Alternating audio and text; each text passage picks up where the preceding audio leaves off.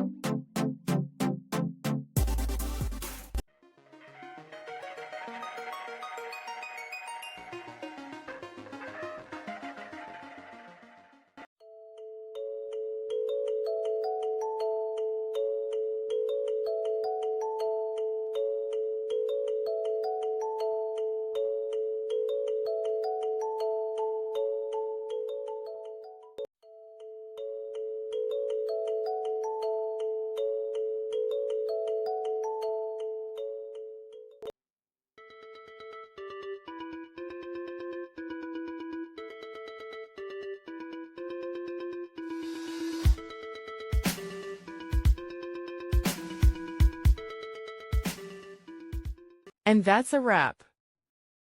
I hope you found the answer you were looking for.